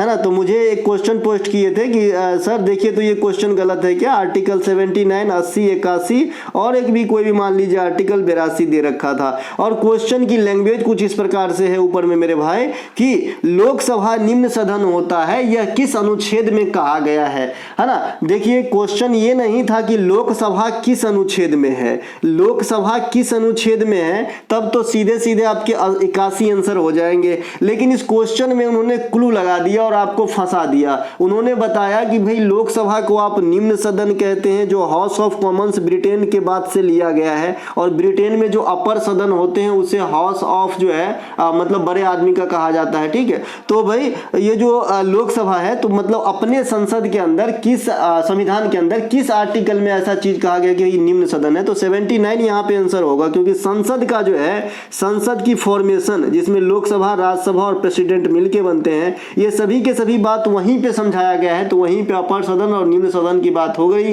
है ना। और आपका जो बात रहा कि भाई लोकसभा की विस्तृत चर्चा कहाँ पे, तो 81 के अंदर है। तो SSC अपने जगह सही है, हम गलत है, ठीक है भाई। इनके अलावा 1923 में स्वराज दल की स्थापना हुई चित्तरंजन दास और मोतीलाल नेहरू के द्वारा। कांग्रेस की बेलगांव अधिवेशन 1924 ही क्यों लिखा? क्योंकि गांधी जी ने एकमात्र बार अधिवेशन की अध्यक्षता किए थे। रेल बजट आम बजट से अलग होती है आपका 1925 में, एक होती है 2017 में, है ना। 1925 में साइमन कमीशन आए, बन के तैयार हुए थे। 27 में भारत आए थे। 28 में लाहौर अधिवेशन हुई थी जिसमें पूर्ण स्वराज की मांग की गई थी कांग्रेस की, जवाहरलाल नेहरू की अध्यक्षता में। 1929 में पहली बार देश में 30 जनवरी को जो है राष्ट्रीय स्वतंत्रता दिवस के रूप में मनाया गया था 1930 में। इसी याद को ताजा किए थे हम 26 जनवरी 1950 को संविधान लागू करके, ठीक है। गांधी इरविन या दिल्ली समझौता को स्वीकृति कांग्रेस की कराची अधिवेशन 1931, अध्यक्षता सरदार वल्लभ भाई पटेल, है ना। 32 में गांधी अंबेडकर साहब के साथ समझौता। तीनों गोलमेज सम्मेलन जो होती है 30, 31, 32 तीनों होती है आपका लंदन के अंदर, और तीनों गोलमेज सम्मेलन में भीमराव अंबेडकर साहब ने भाग लिए थे और महात्मा गांधी सेकेंड वाला में। तीनों गोलमेज सम्मेलन के समय इंग्लैंड के प्रधानमंत्री रेमजे मैकडोनाल्ड, ठीक है भाई। इसके अलावा प्रधानमंत्री मुद्रा योजना की किशोर श्रेणी में लोन की रकम क्या होती है? देखिए प्रधानमंत्री मुद्रा योजना जो है इसमें 3 प्रकार की श्रेणी दिया है आपका। एक आपका शिशु दिया है ना, शिशु, फिर हमारा दिया है किशोर मतलब थोड़ा और बड़ा हो जाओ, और फिर जो है तरुण मतलब पूरा युवा हो जाओ, इस प्रकार से। तो जो किशोर श्रेणी से यहाँ पूछ रहा है तो 5 से 50,000 से लेके 5 लाख रुपए तक की आपको लोन मिलेगा अगर आप किशोर श्रेणी के तहत लोन लेते हैं। अगर आप शिशु श्रेणी वाला लोन लेंगे तो 50,000 तक मैक्स मिलेगा, है ना। और अगर आप तरुण श्रेणी के लोन लेते हैं मुद्रा योजना के थ्रू तो आपको 5 लाख मिनिमम मिलेगा, अधिकतम 10 लाख रुपया जो है मिल सकता है, ठीक है। तो यही तीनों चीज यहाँ पे लिखा गया है। एनटीपीसी स्टेज 1 में ये क्वेश्चन पूछा गया था, वहां से मैंने इसके जो है माँ बहन जो भी होता है भाई बहन सभी बताऊंगा ताकि जो है आपको क्वेश्चन अच्छे से कवर हो जाए, ठीक है। इसके अलावा प्रधानमंत्री मुद्रा योजना की शुरुआत भारत के वित्त मंत्रालय के द्वारा 2015 में किया गया था। शिशु लोन योजना के तहत 5,000, है ना, तरुण के तहत 5 से 10 लाख और किशोर से हो गया आपका 50,000 से जो है 50,000 है भाई, 50,000 से 5 लाख आपका किशोर में हो जाता है, ठीक है। तो तीनों समझ गए, मैक्सिमम 50,000 शिशु में, 50,000 से 5 लाख आपका किशोर में, और तरुण में 5 लाख से 10 लाख। मुद्रा का फुल फॉर्म भी macro units development and refinance agency. प्रधानमंत्री सुरक्षा बीमा योजना, प्रधानमंत्री जीवन ज्योति बीमा योजना और अटल पेंशन योजना, इन तीनों की उम्र जरूर याद रखिए। तो प्रधानमंत्री सुरक्षा बीमा योजना में लाभार्थी की उम्र 18 से 70 वर्ष और दुर्घटना होने पे कितनी रकम, तो 2 लाख रुपए की दी जाती है। इसी प्रकार से प्रधानमंत्री जीवन ज्योति बीमा योजना, इसमें जो है 18 से 50 उम्र रखा गया है और आपका जो है 2 लाख रुपए की रकम दी जाती है। अटल पेंशन योजना में लाभार्थी की उम्र सीमा 18 से 40 वर्ष है। प्रधानमंत्री विश्वकर्मा योजना जो अभी जो है आपका 2023 में स्टार्ट किया गया था, इसमें 2 चरणों में लोन की राशि दी जाती है। पहली बार में अधिकतम 1 लाख रुपया, फिर अधिकतम 2 लाख रुपए दूसरी चरण में, तो कुल मिला के जो है टोटल 3 लाख रुपए की राशि दी जा सकती है अगर जोड़ेंगे तो। प्रधानमंत्री किसान सम्मान निधि योजना में मैक्सिमम राशि कितनी दी जाती है, तो 6,000 रुपए की राशि 3 किस्तों में 4-4 महीने के गैप पे 2-2 हजार रुपया करके दिया जाता है। प्रधानमंत्री स्वनिधि योजना, इसमें जो है 50,000 रुपए की राशि जो है रेहड़ी विक्रेता या फिर फुटपाथ विक्रेता या फिर नुक्कड़ पे जो भी कोई धंधा करते हैं उनको 50,000 रुपए की जो है आपका लोन दिया जाता है, उनके व्यापार फिर से शुरू करने के लिए 2020 में शुरू किया गया था। अल नीनो एक जटिल मौसम तंत्र है जो प्रति, है ना, ... वर्ष में एक बार प्रकट होता है, जिसके कारण भारत सहित संसार के विभिन्न भागों में बाढ़, सूखा तथा मौसम में परिवर्तन का आभास या दर्शाया जाता है या होता है, ठीक है। देखिए अभी अल नीनो भी चर्चा में है ना, अल नीनो चर्चा में है, इस बार आ सकता है और इस बार भारी वर्षा हो सकती है इंडिया में, ऐसा हमने हाल फिलहाल में ही एक न्यूज में देखा था, इसीलिए क्वेश्चन रखा था अल नीनो। बाद में कि आपको पहले भी बताया हूं अल नीनो लाल नीनो क्या होता है। यहाँ पे एक चीज समझेंगे कि ये जो अल नीनो होता है ना, ये 2 से लेके 7 वर्षों में जो है रिपीट होता है। 2 से लेके 7 वर्षों में, फिक्स टाइम नहीं है कि भाई 12 घंटा, है ना, 12 घंटा 26 मिनट, सॉरी जहां 12 घंटा 26 मिनट के बाद ही दूर आएगा, ये ज्वार भाटा नहीं है, ये फिक्स टाइम नहीं है ना। ये जो है एक लिमिट रखा गया है कि 2 वर्ष से लेके 7 वर्ष के दौरान ये जो है अपनी रिपीट करते हैं अपनी क्रिया को, ठीक है। तो ये 3 से 7 यहाँ पे सट्यूबल ऑप्शन है, बाद में कि सब ऑप्शन जो है गलत है इस हिसाब से, तो ऑप्शन नंबर सी यहाँ पे राइट आंसर है, ठीक है। अब अल नीनो और ला नीनो क्या होता है? अल नीनो क्या होता है? यह प्रशांत महासागर में आने वाली प्राकृतिक घटना है जो जल राशि को जरूरत से अधिक गर्म कर देती है। ठीक है, बहुत ज्यादा गर्म कर देती है। अब पूरे प्रशांत महासागर नहीं होता भैया, तो दुनिया ही खत्म हो जाएगी, है ना, मतलब रीजन है इसका। इसके अलावा इस प्राकृतिक घटना के दौरान समुद्र के ऊपर वायुमंडलीय दाब की लेयर क्या हो जाती है? कम हो जाती है, प्रेशर कम हो जाती है समुद्री सतह पे जब अल नीनो आ रहा होता है तो। अच्छा, सोच के बताइएगा कि अल नीनो हमारे जनजीवन के लिए अच्छा है कि ला नीनो अच्छा है? ला नीनो में क्या होता है? ये इसके विपरीत होते हैं, अल नीनो के विपरीत होते हैं। यह जल राशि को ठंडा कर देती है तथा समुद्री सतह के ऊपर वायुमंडलीय दाब को अधिक कर देती है। देखिए, अल नीनो आएगा तो स्वाभाविक सी बात है गर्मी फैलाएगा, जिसके कई सारे कुप्रभाव होंगे। और ला नीनो ठंडी, हालांकि इसके भी कुप्रभाव होते हैं लेकिन अल नीनो के तुलना में कम होंगे। अल नीनो और ला नीनो दोनों में से सबसे अधिक बार कौन आता है, मतलब ज्यादा बार दोहराता है? तो अल नीनो ज्यादा बार होने वाली घटना है। ठीक है, वैसे ये घटना जो है अल नीनो तथा ला नीनो, ये 9 से 12 महीने तक लगातार चलती है। किसी किसी केस में ये इस 1 साल से अधिक भी चलती है, लेकिन अपवाद स्वरूप। तो आपको अगर कभी टाइम पीरियड पूछे तो 9 से 12 महीना ही करके आइएगा। इसके अलावा खेलो इंडिया, है ना, खेलो इंडिया यूथ गेम लिखा है यहाँ पे शॉर्ट में। 2024 में निम्नलिखित में से किस खेल को पदक इवेंट में शामिल नहीं किया गया था? जैसे कि आप सभी जानते हैं कि ऐसे क्वेश्चन सिर्फ 2 खेल को लेके पूछेगा एग्जामिनर, एक तो स्क्वैश को लेके पूछेगा और एक शिवलंब खेल को लेके पूछेगा। यही दोनों आपको याद रखना है। बाद में कि जनरली खेल आपको शामिल ही मिलेगा क्योंकि 26 खेल शामिल थे। ठीक है, तो शिवलंब यहाँ पे राइट आंसर होगा। स्क्वैश को फर्स्ट टाइम ऐड किया गया था पदक वाली प्रतियोगिता में। तीरंदाजी, कुश्ती तो बहुत ही फेमस खेल है, तो ये तो ऑब्वियसली होगी। ठीक है, देखिए पदक वाली श्रेणी मतलब इसमें जो है इस बार प्रतियोगिता नहीं हुई, शिवलंब में सिर्फ प्रदर्शनी के तौर पे रखा गया था। ठीक है, खेलो इंडिया यूथ गेम 2024 तमिलनाडु के कितने शहर में? 4 शहर में, कल या परसों बताए थे। त्रिची है ना, चेन्नई है ना, इसके अलावा कोयम्बटूर है, इस प्रकार से। इसके अलावा इस प्रतियोगिता में कुल 26 खेलों को शामिल किया गया। विजेता महाराष्ट्र रहा और सेकेंड रनर अप तमिलनाडु ही रहा। खेलो इंडिया यूथ गेम 2024 का शुभंकर काफी इंपॉर्टेंट है क्योंकि ये हिस्ट्री से ताल्लुकात रखता है। ये शुभंकर जनरली क्या होता है कि जो खेल का शुभंकर होता है वो एट अ प्रेजेंट में क्या चल रहा है या फिर वहां पे कौन सा चीज फेमस है उस पर रख देते हैं। जैसे अभी आपने ओलिव रिडले कछुआ के ऊपर शुभंकर देखा होगा। इसके अलावा जो गोवा में आपका 37वां राष्ट्रीय खेल हुआ वहां पे मोगा था, वहां पे शुभंकर, मोगा बैसन के नाम पे। ठीक है, तो ऐसे हो जाता है। लेकिन यहाँ पे जो शुभंकर का नाम रखा गया एक रानी के नाम पे रखा गया। शुभंकर का नाम था बीरा मंगाई बेलू नचियार। ठीक है, ये जो ब्रिटिश औपनिवेशिकता के खिलाफ लड़ने वाली रानी जिसका नाम रानी बेलू नचियार है ना, तो इन्हें जरूर ध्यान रखें, ये काफी इंपॉर्टेंट हो जाता है शुभंकर। चूंकि जो खेलो इंडिया यूथ गेम हुआ है इसके बाद कोई बड़े एग्जाम ही नहीं हुए, नहीं तो ये छप गए होते।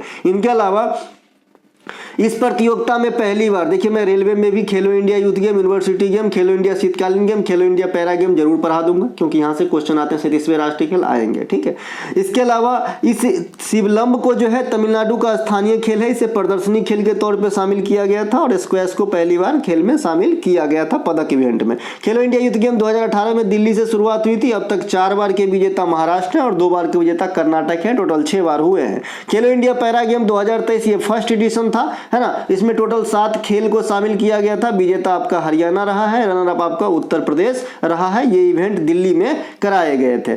इनके अलावा ग्रीन हाउस गैसेस के लिए सबसे अधिक उत्तरदायी निम्नलिखित में से कौन सा क्षेत्र है? आपके सामने ऑप्शन है परिवहन उद्योग क्षेत्र, है ना, ऑटोमोबाइल वाला, बिजली उत्पादन क्षेत्र, कृषि क्रियाकलाप और खनन क्षेत्र। इन सभी में से राइट आंसर आपका बिजली उत्पादन क्षेत्र होगा क्योंकि आप इंडिया के लिहाज से भी देखिए, अब कहीं से भी देखिए, इंडिया में तो खास करके हो ही रहा है क्योंकि यहाँ पे तापीय बिजली की परसेंट सबसे अधिक है ना, लगभग 70% तो तापीय बिजली आता है, इससे भी अधिक। ठीक है, तो तापीय बिजली जो है यहाँ पे ज़्यादा इंपॉर्टेंट हो जाता है आपका जो है ग्रीन हाउस गैसेस को जो है बढ़ाने में। यहाँ पे आप ग्राफ देख पा रहे होंगे, ये ग्राफ में स्पष्ट सब कुछ लिखा गया है कि किस सेक्टर से ज़्यादा जो है आपका ग्रीन हाउस गैस है ना आता है सेक्टर वाइज। तो इलेक्ट्रिक पावर स्टेशन, ये जो भी आपका बिजली घर है, जो भी बिजली उत्पादन क्षेत्र है, वहाँ से आप देख सकते हैं ये लाल वाला क्षेत्र सबसे बड़ा दिख रहा होगा। बाद बाकी इसके बाद जो है क्षेत्र आप यहाँ पे इंडस्ट्रियल प्रोसेस से 15-16% के करीब आता है, 27-26% के करीब बिजली उत्पादन से, ये 2-3 मेजर हैं। तीसरा है एग्रीकल्चर प्रोडक्शन से भी आता है 11%, फिर जो है आपका बायोमास बर्निंग से 12.1 है ना, ट्रांसपोर्ट फ्यूल से 13.2। तो 3 सबसे मेजर कॉज है। कौन कौन से?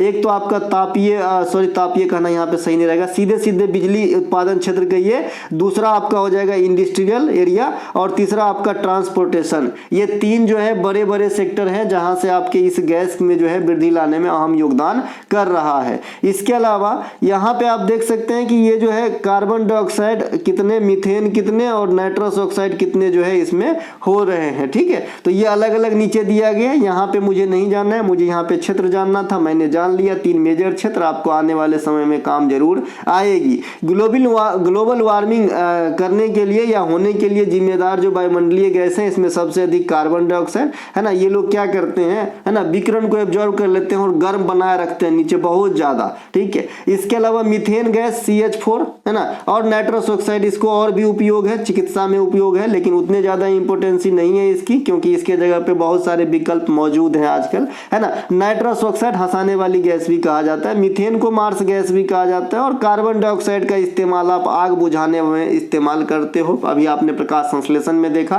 साथ ही साथ जो भी आपका पेय पदार्थ, जो ठंडा पेय पदार्थ होता है, वहां पर भी इसका इस्तेमाल होता है। इसके अलावा ग्रीन हाउस गैस एक ऐसी गैस है जो ग्रीन हाउस प्रभाव का कारण बनती है, जो अवरक्त विकिरण को अवशोषित करती है और सभी दिशाओं में गर्मी छोड़ती है। ये अभी मैंने बात बताया था। वायुमंडल विकिरण के द्वारा ही गर्म होता है, वायुमंडल जो गर्म होता है वो विकिरण प्रोसेस से होता है। ये विकिरण वाला शब्द जो है, जैसे संवहन आप जानते होंगे, चालन जानते होंगे, वहीं पे एक विकिरण को ऐड करना है। संवहन और चालन क्या होता है? तो संवहन से जो है आपका जो भी गैसीय पदार्थ है, जो भी द्रव्य है, वहां पे जो है उष्मा का प्रसार होता है उसके अंदर, और चालन से ठोस पिंड में जो है उष्मा का प्रसार होता है। उष्मा मतलब हीट भाई।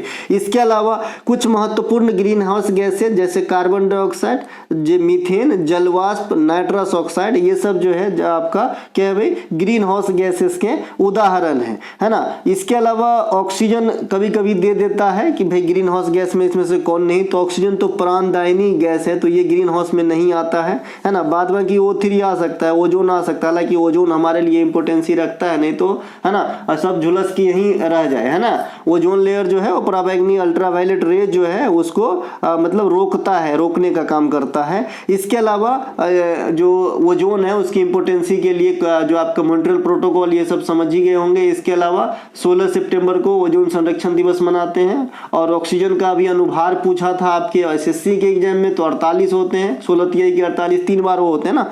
इसके अलावा स्टार्च या मांड की उपस्थिति में आयोडीन विलयन का रंग कैसा हो जाता है? तो स्टार्च या मांड की उपस्थिति में आयोडीन विलयन की रंग नीला होता है, जनरली काला भी रहे ऑप्शन में तो चलेगा। आयोडीन का तनु विलयन जल में टिंचर आयोडीन मिलाने से प्राप्त होता है। ये क्वेश्चन पता नहीं क्यों पूछता है एग्जामिनर, बहुत बार पूछता है, SSC भी पूछता है कि आयोडीन का तनु विलयन में टिंचर आयोडीन का तनु विलयन जल में क्या मिलाने से मिलता है? तो आयोडीन में जो है एक मिनट, आयोडीन का तनु विलयन जल में टिंचर आयोडीन मिलाने से प्राप्त होता है। यहाँ पे कॉमा देना चाहिए था, ठीक है, मैं PDF में दे दूंगा है ना, अच्छे गड़बड़ा जाएंगे यहाँ पे। इसके अलावा आयोडीन की कमी से घेघा होती है। आयोडीन का इस्तेमाल एंटीसेप्टिक के मैं पहले बता दिया था। आइडोफॉर्म का सूत्र अब तक आपको याद होना चाहिए, क्लोरोफॉर्म के जैसा ही है, बस Cl के जगह I लिख के जो है सेम सूत्र लिखना है। इसके अलावा आयोडीन की जो है आवर्त सारणी में 17 में रखा गया है। ये आपका किस ग्रुप में आएगा? हेलोजन ग्रुप में आएगा। आयोडीन की कमी से मानव शरीर में अबटू ग्रंथि की विकार उत्पन्न होती है, जहां से जो थायराइड वाली बीमारी कैसे होता है लोगों का, जी यही ग्रंथि में विकार आता है। इसके अलावा खाद्य पदार्थ के संरक्षण के सोडियम बेंजोएट का प्रयोग होता है, या फिर न रहे ऑप्शन में तो बेंजोइक एसिड भी लगा सकते हो। इनके अलावा नमक भी लगा सकते हो, नमक भी होता है खाद्य पदार्थ के संरक्षण में इस्तेमाल। स्टार्च का पाचन मनुष्य के मुंह से शुरू हो जाती है, मुंह में जो लार निकलती है आपका है ना, तो ये जो लार है इसमें टाइलिन प्रोलीन नामक एक एंजाइम पाया जाता है। यह एंजाइम जो है मांड या स्टार्च के पाचन पे काम स्टार्ट कर देता है। तो पूरा नहीं पच जाता है, मतलब पचना स्टार्ट होता है ना। स्टार्च के फर्मेंटेशन से किसका निर्माण होता है? एथेनॉल के निर्माण से। सबसे अच्छा उदाहरण देसी शराब बनाना, है ना। इसके अलावा अम्ल नीचे नीचे लिटमस पत्र को लाल कर देती है। शराब बनाना मतलब कोई चीज को सड़ा के जो बनाते हैं ना। अम्ल नीले लिटमस पत्र को लाल कर देती है। काले रंग की वस्तु सभी रंगों को अवशोषित कर लेती है ना। और जो भी वस्तु जितना खुरदरा होता है अवशोषण करने की क्षमता उतना ज्यादा होगा, है ना। सफेद रंग की सभी रंगों को, सफेद रंग की जो भी कोई पिंड होगा वो सभी रंगों को क्या होता है? रिफ्लेक्ट कर देता है ना। वर्ण विक्षेपण में सबसे ऊपर कौन सा रंग होता है? लाल रंग होता है। और सबसे नीचे कौन सा होता है? बैंगनी रंग होता है। इससे क्या तय होता है? अपवर्तनांक, है ना। तरंग दैर्घ्य और प्रकीर्णन वगैरह की जानकारी हमें इसी वर्ण विक्षेपण वाली घटना से मिलती है ना। लाल रंग की प्रकीर्णन सबसे कम होगी, लेस प्रकीर्णन होती है। तो तरंग दैर्घ्य क्या होगा? सबसे अधिक होता है, ठीक है। तरंग दैर्घ्य सबसे अधिक होता है लाल का, इसीलिए प्रकीर्णन सबसे कम होगा, अपवर्तनांक सबसे कम होगा। सेम चीज उल्टा बैगनी में हो जाएगा। बैगनी का तरंग दैर्घ्य सबसे कम है, प्रकीर्णन सबसे अधिक होगा। वर्ष 2024 में बांग्लादेश के किस प्रसिद्ध हस्ती को कला के क्षेत्र में पद्मश्री से सम्मानित किया गया? देखिए वर्ष 2024 में बांग्लादेश के प्रसिद्ध हस्ती है, इनका नाम है रिजवाना चौधरी बन्या, है ना। इन्हें जो है कला के क्षेत्र में पद्मश्री दिए गए। 2024 में मनाया गया गणतंत्र दिवस कैमा गणतंत्र दिवस है दादा? 75वां गणतंत्र दिवस था। इस गणतंत्र दिवस के अवसर पर मुख्य अतिथि के रूप में फ्रांस के राष्ट्रपति इमैनुअल मैक्रोन भारत में पधारे थे। पहले गणतंत्र दिवस के अवसर पर इंडोनेशिया के जो है राजनेता आए थे। 2024 में 132 पद्म अवार्ड दिए गए, है ना। अगर आप मनुष्य बैच गिनेंगे तो ज्यादा हो जाएगा, लेकिन मैंने आपको पहले ही बता दिया था अगर दो आदमी को कंबाइंड एक ही लिस्ट में पद्मश्री दिया जाता है तो एक ही अवार्ड गिना जाएगा, ठीक है भाई। इस प्रकार से तो 132 पद्म अवार्ड बांटे गए। 5 पद्म विभूषण का नाम जरूर याद रखें, जिसमें 2 तो आपके, 3 तो कले के क्षेत्र में है तो इन्हें याद रखने की जरूरत ही नहीं है, अब तक याद हो गया। वैजंती माला, है ना, पद्मा सुब्रमण्यम और चिरंजीवी हीरो, है ना। बिंदेश्वर पाठक बिहार के और वेंकैया नायडू भूतपूर्व भारत के उपराष्ट्रपति साहब, इन 5 को दिए गए हैं पद्म विभूषण। 17 आदमी को जो पद्म भूषण दिया गया है, जिनमें प्रमुख जो है आपका हस्ती फातिमा बीबी मैडम। ये फातिमा बीबी, है ना, कौन है भाई? तो ये सर्वोच्च न्यायालय में पहले महिला न्यायाधीश रह चुकी है और इनका देहांत भी हो गया था पिछले साल। इनके अलावा 2024 में पद्म भूषण से सम्मानित श्री यंग लियू नाम है इसका, लियो नहीं लियू, है ना, लहर्षिकार यहर्षुकार Liu, Shri Yang Liu Taiwan के निवासी हैं। उसी प्रकार से व्यापार के क्षेत्र में इन्हें दिया गया है ना, ध्यान रहेंगे। तो ये आपका हो जाएगा विदेशी व्यक्ति, है ना। एक और इसके अलावा, है ना, 2024 में ये पद्म भूषण में हो गया यंग लियू। अभी आपने देखा बांग्लादेश का एक ऊपर था। तो टोटल अगर अकल हो के आपका इस बार पद्म अवार्ड में विदेशियों की संख्या पूछ ले तो आपको 3 आंसर करना है। ये 3 आंसर कौन है? तो एक तो अभी आपने रिजवाना देखा कला के क्षेत्र में जिसे पद्मश्री दिया गया। एक व्यक्ति को पद्म भूषण दिया गया जिसका नाम था यंग लियू, है ना।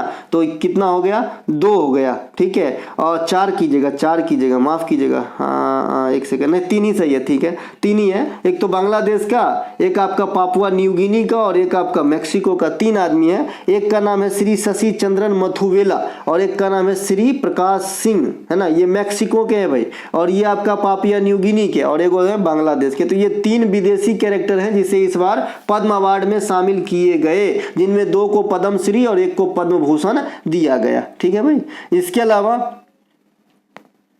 है ना, एक यंग लियू भी यहाँ पे जोड़ लीजिएगा, सही बोल रहा था, 4 होगा, काउंटिंग मिस्टेक भाई, है ना। यंग लियू को भी जोड़ लीजिएगा, है ना। पद्म अवार्ड अगर पूरा कह रहे हैं तो पद्मश्री, पद्म भूषण और पद्म विभूषण तीनों आ जाएंगे। तो यंग लियू को पद्म भूषण मिला है, तो इस मिला के 4 आदमी हो जाएंगे, रिजवाना, यंग लियू, है ना, शशि चंद्रन मथुवेल और रवि प्रकाश सिंह। तो ये 4 आदमी बताइएगा विदेशी, हालांकि ये भारतीय मूल के हैं लेकिन ऐसा नहीं, इनकी नागरिकता वहां से है। इनके अलावा गंगा नदी का बेसिन भारत के कुल कितने राज्य और केंद्र शासित प्रदेश तक फैला हुआ है? बेसिन और नदियों का गुजरना ये 2 अलग अलग चीज है। बेसिन का मतलब होता है कि इसकी जल राशि कहाँ से आती है, वो सब इस नदी की बेसिन होगी, है ना। तभी तो आप गंगा नदी को कभी राजस्थान में जाते देखे हैं क्या? गंगा नदी को दिल्ली दिल्ली में ज़्यादा देखें आप, है ना, लेकिन ये भी इनके बेसिन में आते हैं। ठीक है, तो ध्यान रहेगा, तो भैया ध्यान रखना। तो ये आपका 11 राज्य और केंद्र शासित प्रदेश मिला के गंगा नदी की जो है बेसिन तय होती है। आपके सामने गंगा नदी की तंत्र है, छोटी सी थोड़ा बात कर रहा हूँ। गंगा नदी की बेसिन लगभग 80% हिस्सा भारत में है, बाद बाकी का आपका कई सारे देश में है, जैसे आपका नेपाल में भी हो जाएगा, बांग्लादेश में भी हो जाएगा। ठीक है, यह भारत के उत्तराखंड राज्य से निकलकर उत्तर प्रदेश, बिहार, झारखंड के रास्ते पश्चिम बंगाल होते हुए बंगाल में जाकर बंगाल की खाड़ी में बांग्लादेश में जाकर बंगाल की खाड़ी में गिरती है। उद्गम कहाँ से होती है? गंगोत्री हिमानी या गोमुख हिमानी। अलकनंदा और भागीरथी जलधारा जब देवप्रयाग में मिलती है तो उस संयुक्त जलधारा को गंगा कहा जाता है, जैसा कि आप इस इमेज में देख पा रहे होंगे। ठीक है भाई, ये देखिए, ये आपका भागीरथी और ये आपका जो है अलकनंदा, ये दोनों, ये रहा आपका भागीरथी और ये अलकनंदा, दोनों मिल गए हैं देवप्रयाग में। यहाँ पे थोड़ा फोकस कीजिए, ये देवप्रयाग है। तो ये आपका जो है बन गया क्या, बन जाता है क्या भैया, गंगा। और फिर यहाँ से ये गंगा बहना स्टार्ट होती है। ये गंगा नदी प्रणाली है, कई बार समझा चुके हैं। गंगा की पहली सहायक नदी रामगंगा है जो उत्तर की तरफ से मिलती है। गंगा की सबसे बड़ी सहायक नदी आपका यमुना है जो दक्षिण के साइड से मिलता है। कहाँ से मिलेगा? दक्षिण के साइड से मिलेगा और प्रयागराज में आके जो है ये आपका मिल जाता है गंगा में। इसके अलावा गंगा की अंतिम सहायक नदी भारत के अंदर महानंदा है। महानंदा का छाप यहाँ नहीं, क्या है, इधर है महानंदा। इसके बाद गंगा जो है पश्चिम बंगाल के बाद बांग्लादेश में प्रवेश कर जाती है, जहां पे उसको भारत में प्रवाहित होने वाली एक और मेजर नदी ब्रह्मपुत्र की जलधारा भी मिलती है और वो संयुक्त जलधारा को बांग्लादेश के अंदर मेघना कहा जाता है। ठीक है, हालांकि जो ब्रह्मपुत्र है वो भी स्वतंत्र रूप से बांग्लादेश में भी प्रवाहित होती है थोड़ी देर, लेकिन फिर गंगा में मिलती है ना। इसके अलावा भारत में गंगा नदी की प्रथम सहायक नदी बता दिया, अंतिम सहायक नदी बता दिया। गंगा नदी में जो है कौन कौन से राज्य आप यहाँ बेसिन में देखेंगे, यहाँ पे एक बार जरा गौर फरमाएंगे। गंगा नदी का जल ग्रहण क्षेत्र सबसे अधिक उत्तर प्रदेश में है। उत्तर प्रदेश, मध्य प्रदेश, राजस्थान, बिहार, पश्चिम बंगाल, उत्तराखंड, झारखंड, हरियाणा, छत्तीसगढ़, हिमाचल प्रदेश, केंद्र शासित प्रदेश दिल्ली, ये सभी गंगा नदी के बेसिन तंत्र में आ जाएंगे। गंगा नदी का बेसिन के अलावा जो है इंडिया में है ना, तिब्बत में है, नेपाल में है, बांग्लादेश में है, ये 3 जगह और हो जाएंगे इनके बेसिन तंत्र। ठीक है, तो ध्यान रखेंगे। इनके अलावा एक वस्तु का द्रव्यमान 15 kg है। पृथ्वी पर इसका भार क्या होगा? जहां गुरुत्वीय त्वरण g बराबर इतना आपको लेना है, जो होता है 9.8 मीटर सेकेंड स्क्वायर या फिर सेकेंड इनवर्स 2। ठीक है, तो ये जो है आपका कैसे हो जाएगा? तो आपके ऑप्शन दिए गए हैं, आंसर है बी, मतलब 147 न्यूटन है। तो ये कैसे होता है? देखिए, भार और द्रव्यमान दोनों अलग अलग चीज है। जब आप डिफिनीशन यहाँ पे देखेंगे तब समझेंगे। फिलहाल मैं भार की सूत्र से जो है यहाँ पे इसको सॉल्व करता हूँ। देखिए, आपका दिया है वस्तु का द्रव्यमान यानी मास दिया है आपका 15 kg, है ना। किलोग्राम में हम द्रव्यमान को तौलते हैं, न कि भार को। भार का मात्रक अपने आप में न्यूटन होता है, इसीलिए जो न्यूटन वाला है वही आंसर है। बाद बाकी तो मैं बनाता ही नहीं, अगर मैं आपकी जगह एग्जाम में होता ये चीज क्वेश्चन को लेके। ठीक है, देखिए, तो ये जो है आपका वेट बराबर क्या होता है? मास और इसको गुरुत्वीय त्वरण से गुना करते हैं। तो 15 को 9.8 से गुना करेंगे तो 147 ही आएगा। चूंकि क्वेश्चन मैंने खुद ही बनाया है तो मैथ मिस्टेक भी हो सकता है, मैथ कमजोर हो गई है। अब बहुत दिन हो गया भाई पढ़ाई लिखाई, है ना, मैथ कहाँ बना रहे हैं हम 5-10 साल से। ठीक है, तो ये हो गया। तो देख लीजिएगा 15 गुने 9.8 147 न्यूटन। तो इसमें बस सूत्र में डाला गया और कुछ नहीं। द्रव्यमान क्या होता है? किसी पिंड का द्रव्यमान, उसमें निहित पदार्थ की मात्रा होती है, यह नियत होती है, यह नहीं बदलने वाला। ठीक है, जो द्रव्यमान है वो नहीं बदलने वाला, बदलता है तो बस आदमी की नियत, मतलब क्या, भार। ठीक है, भार बदल जाता है, द्रव्यमान नहीं बदलता है। तो यहाँ पे भार में जो है घटत बढ़त होता है, वो भी किस कारण? जब गुरुत्वीय त्वरण की मान घटते बढ़ता है तो आदमी का भार या फिर किसी पिंड का भार जो है घटेगा बढ़ेगा उस गुरुत्वीय त्वरण के हिसाब से, लेकिन द्रव्यमान नियत रहता है ना। भार को हम किलो का क्या बोलते हैं, न्यूटन में मापते हैं, और जो द्रव्यमान है उसको किलोग्राम में। द्रव्यमान कैसा है? मात्रक किलोग्राम, जबकि भार कैसा है? मात्रक न्यूटन। बल का भी ऐसा है, मात्रक न्यूटन होता है। चंद्रमा का गुरुत्वीय त्वरण का मान पृथ्वी के गुरुत्वीय त्वरण का मान का कितना होता है? 1/6 होता है, यानी g/6 होता है। अगर आप चंद्रमा का गुरुत्वीय त्वरण पृथ्वी के रिलेशन में बात करेंगे तो जो पृथ्वी का गुरुत्वीय त्वरण होता है उनका 6ठा भाग होता है। यदि धरती पर किसी वस्तु का भार 18 न्यूटन है तो चांद पर उस वस्तु का भार कितना होगा? तो 3 न्यूटन होगा। मैंने अभी कहा भार बदल जाता है, द्रव्यमान नियत होता है। तो g के हिसाब से, है ना, g के हिसाब से 1/6 हो जाएगा तो 3 हो जाएगा। पृथ्वी का पलायन वेग 11.2 किलोमीटर प्रति सेकेंड होता है। पलायन वेग का मतलब इससे ज्यादा फास्ट अगर कोई पिंड गति कर दिया जाए, चाहे वो हैवी हो या फिर लाइट हो, कोई फर्क नहीं पड़ता, लेकिन गति इससे ज़्यादा होना चाहिए तो वो वायुमंडल को पार करके फिर नीचे पृथ्वी पे नहीं गिरेगा। ठीक है, पलायन वेग चंद्रमा का होता है 2.35 किलोमीटर प्रति सेकेंड। ठीक है, चंद्रमा का एकमात्र प्राकृतिक उपग्रह, पृथ्वी का एकमात्र प्राकृतिक उपग्रह है चंद्रमा। शांति सागर कहाँ स्थित है? चांद पे स्थित है। ठीक, इसके अलावा सिविल का पूर्ण रूप क्या होता है? आजकल आप क्रेडिट कार्ड लेने जाओगे तो सबसे पहले जो एजेंट होता है आपसे क्या चेक करता है? आपका सिविल स्कोर। आप लोन लेने जाओगे बैंक में, सबसे पहले आपको सिविल स्कोर चेक करेगा। आजकल तो गूगल पे में भी ये फैसिलिटी आ गई है, आप खुद ही चेक कर सकते हो। तो सिविल का क्या होता है? Credit information bureau India limited. Credit नहीं होगा, कमर्शियल बिल्कुल नहीं, कोड नहीं। तो पहला आंसर सही है, credit information bureau India limited ही होता है सिविल का। ठीक है, इसके अलावा कुछ मैंने यहाँ पे फुल फॉर्म रखा है जो आपको काम आएगा। जैसे IVF का पूछा गया था, इन विट्रो फर्टिलाइजेशन, ये क्या होता है ना? जो आपका टेस्ट ट्यूब बेबी होता है, निषेचन बाहर, फिर मादा के शरीर में जो है आपका प्रतिस्थापन होता है। Wifi, wireless fertility, ATM, automated Tyrol machine, MRTP, monopolies और एंड, यहाँ पे है ना एंड लिखिएगा, रिस्ट्रिक्टिव ट्रेड प्रैक्टिसेज, यहाँ पे एंड के जगह पर और लिखा गया है। MICR पुराना है, मैग्नेटिक इंक कैरेक्टर रिकॉग्निशन, आज भी पूछे जाते हैं क्योंकि काम के चीज होते हैं। नालसा है ना, ये होता है national legal services authority, NALSA. NSDL का फुल फॉर्म भी मैंने पूछते देखा है एग्जामिनर को, NSDL। जब आप नौकरी में आएंगे पैन कार्ड एक मिलेगी, परमानेंट रिटायरमेंट अकाउंट नंबर। ठीक है, तो वो संस्था इसी से संबंधित ये शब्द है NSDL, है ना, तो वहां से का भी फुल फॉर्म पूछा है। IFSC, Indian financial system code, कोई भी बैंक में पैसा ट्रांसफर करने के लिए FSC कोड लगता है आपको। PCA, prompt creative action. NEFT, पैसा ट्रांसफर करने की एक जरिया, नेशनल इलेक्ट्रॉनिक फंड ट्रांसफर। एगो और होता है RTGS, वो क्या होता है? Real time gross settlement. और एगो होता है ECS, इलेक्ट्रॉनिक क्लियरिंग सर्विस, इस प्रकार से। इसके अलावा NEFT बता दी। स्विफ्ट एक होता है जब आप इंटरनेशनल पेमेंट पाना चाहते हो, अमेरिका से आपके भाई अगर पैसा भेजेंगे तो स्विफ्ट कोड लगता है बैंक में।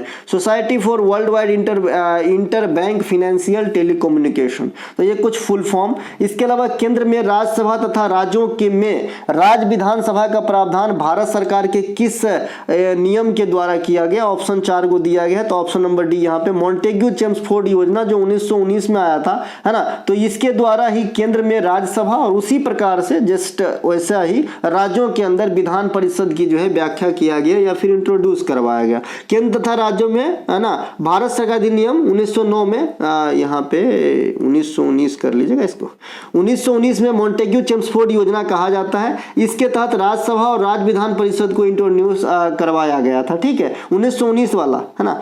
मॉन्टेग्यू चेम्सफोर्ड योजना 1919 के तहत प्रांत में द्वैध शासन को लागू किया गया था। भारत सरकार अधिनियम 1935 में प्रांतों को में द्वैध शासन को समाप्त किया गया था। यानी 19 में जो है आपका प्रांत में द्वैध शासन आया और 1935 के अधिनियम में समाप्त हुआ, लेकिन पूर्णतः समाप्त नहीं हुआ। अब इससे बड़े पैमाने पे लाएगी कैसे? क्योंकि भारत सरकार अधिनियम 1935 में प्रांत के में द्वैध शासन को समाप्त कर दिया गया, वहीं जगह पे केंद्र में द्वैध शासन को जारी किया गया इकलौता। ठीक है, इसी अधिनियम के तहत भारतीय भूभाग से बर्मा को अलग किया गया था। भारतीय संविधान में सबसे अधिक प्रभाव जो है भारत सरकार अधिनियम 1935 का ही है। सबसे पहले सांप्रदायिक चुनाव कब इंट्रोड्यूस करवाया गया? मॉडले मिंटो सुधार 1909 में। जिस दर पे RBI बैंकों को कर्ज देता है उसे क्या कहा जाता है? देखिए, RBI जिस कमर्शियल बैंक को जिस दर पे कर्ज देता है उसे सीधे सीधे बैंक दर कहा जाता है। हम और आप बैंक में लोन लेने जाते हैं तो हम लोग बोल जरूर देते हैं कि भाई रेट क्या चल रहा है, दर क्या चल रहा है, लेकिन उसे बैंक दर नहीं कह सकते हम लोग, वैसे बोलचाल में बोल देते हैं। उसे तो हम आधार प्राइस कहते हैं, बेस रेट कहते हैं, है ना। बैंक दर सिर्फ RBI तय करता है और बैंक दर पे कमर्शियल बैंक को लोन दिया जाता है, लेकिन बोलचाल में चलता है।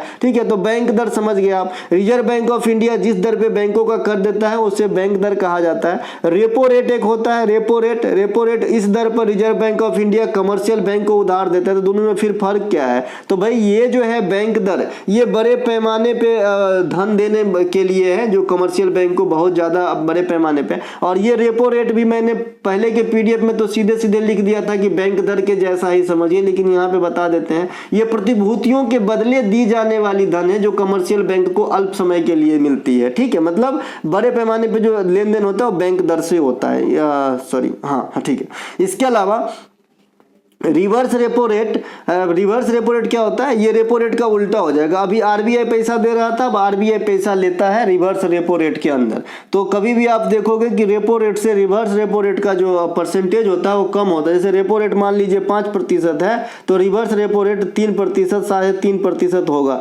क्योंकि इस पर तो आरबीआई कर्ज लेगा और जब लेने वाले ही मतलब बहुत ज्यादा ब्याज भुगतान करेगा तो डूब ना जाएगा हो। तो इसीलिए आरबीआई जो लेते हैं उधार यानी रिवर्स रेपो रेट वो कम दर रखता है।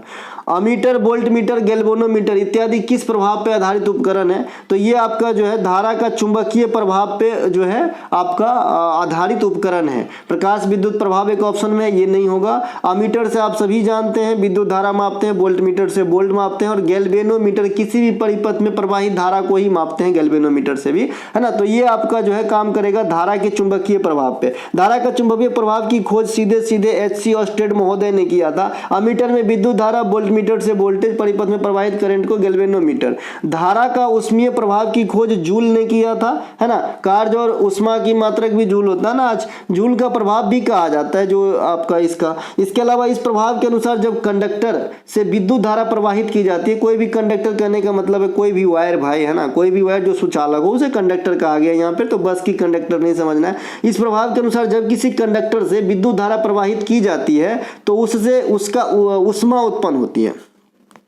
उससे जब भी आप उसमें इलेक्ट्रिक प्रवाहित करोगे तो उष्मा उत्पन्न होती है। इसी प्रभाव को जो उत्पन्न उष्मा H कहा गया है, और H का सूत्र आपका I²RT है, जहां I क्या है करंट है, R क्या है रेसिस्टेंट है, और T क्या है टाइम है। पिछले ग्रुप डी में ये रीढ़ की हड्डी बन गई थी एग्जामिनर की, और यहां से एक क्वेश्चन फिक्स रखा था, इसके ऊपर एक छोटा सा न्यूमेरिकल पूछता था H = I²RT। तो अभी से आप तैयार रहो, जैसे ओम का नियम V = R है और H = I²RT, और सभी चीज को पहचानना जरूरी है। दर्पण सूत्र, लेंस सूत्र बाद में हम आपको न्यूमेरिकल इन चारों पांचों पे कराएंगे। फिर घर में जो खपत होती है बिजली यूनिट जो आती है, जो आपके पैसे जोड़ के आते हैं बिजली, वो एक देखना है। तो ये कुछ एक चीज जो है फिक्स आते हैं, तो उसे जरूर तैयार रहना पहले से, है ना। इसके अलावा कार्य और ऊर्जा का मात्रक भी जूल होता है, यह सूत्र जरूर याद रखना भाई, है ना।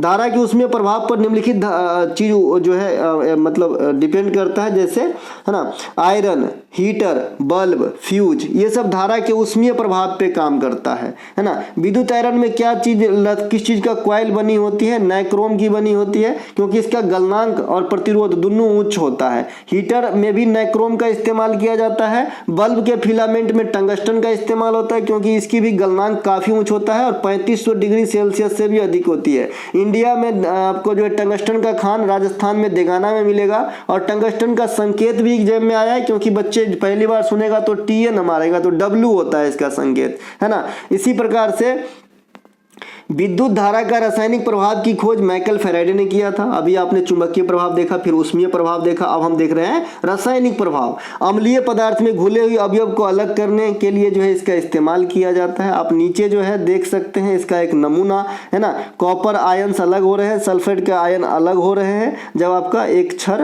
है ना पॉजिटिव और एक वाला धनात्मक को मतलब ऋण आवेश और धन आवेश को जो है अलग अलग दो रॉड के सहारे जोड़ के जो इलेक्ट्रोलाइट में डुबाया गया है, तो निगेटिव चार्ज अलग और पॉजिटिव चार्ज अलग हो रहे हैं। इलेक्ट्रोलाइट कहते हैं इस सॉल्यूशन को, ठीक है भाई। ये सब ध्यान रखेंगे। ये किस पे काम कर रहे हैं, फेराइड वाले पे काम कर रहे हैं।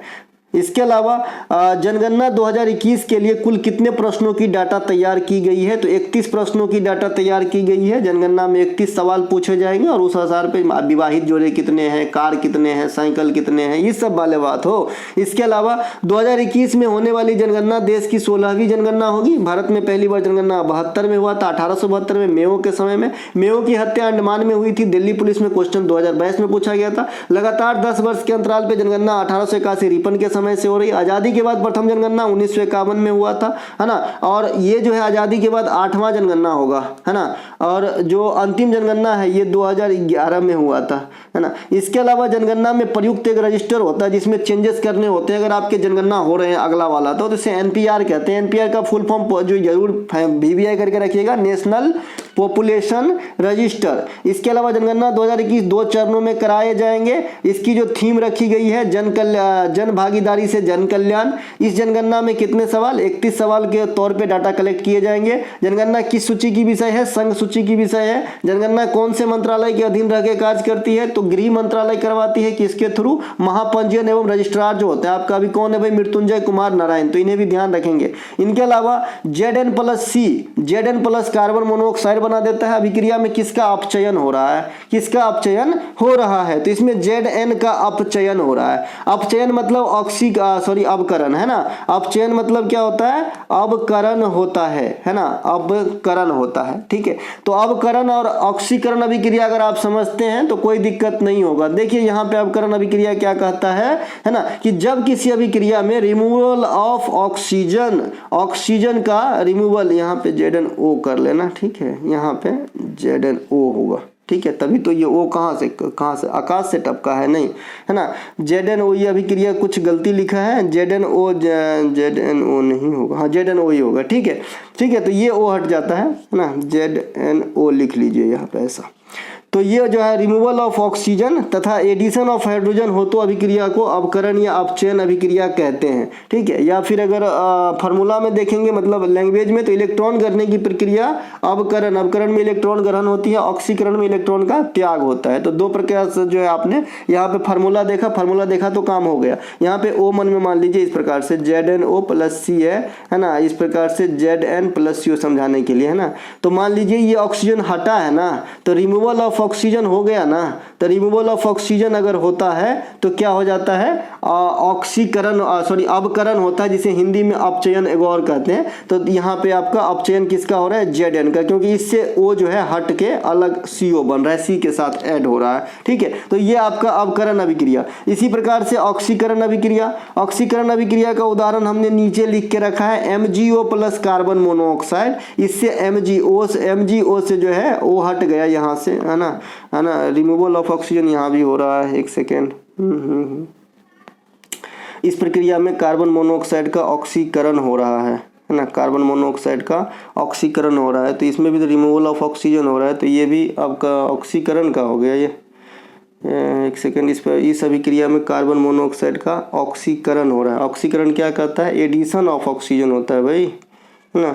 तो यहाँ पे थोड़ा सा उल्टा अवकरण ही यहाँ भी लिखिएगा, ठीक है, ये भी अवकरण ही होगा, क्योंकि ऑक्सीकरण में क्या होता है, एडिशन ऑफ ऑक्सीजन होता है। तो यहाँ पे एडिशन ऑफ ऑक्सीजन हाँ हो रहा है ना, एडिशन ऑफ ऑक्सीजन CO के साथ हो रहा है ना, और एडिशन ऑफ ऑक्सीजन CO के साथ हो रहा है। तो इस प्रक्रिया में CO का जो है आपका ये हो रहा है ऑक्सीकरण, ठीक है ना।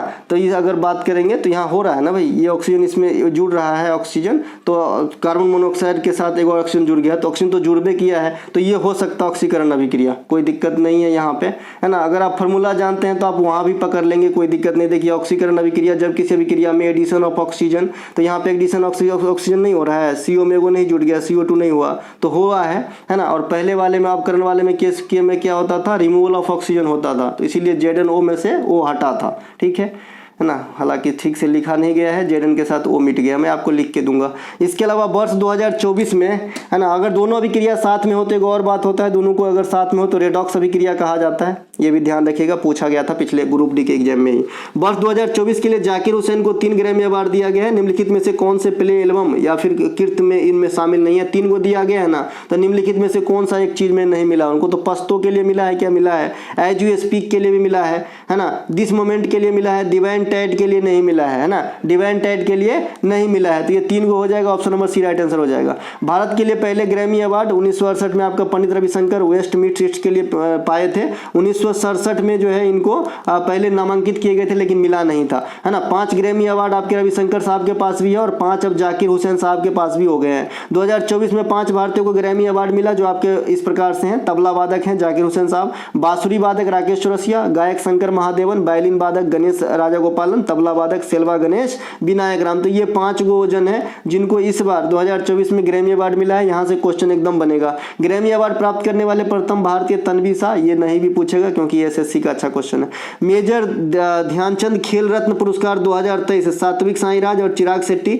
इस पुरस्कार की शुरुआत 1951-52 में राजीव गांधी खेल रत्न पुरस्कार के नाम से हुआ था।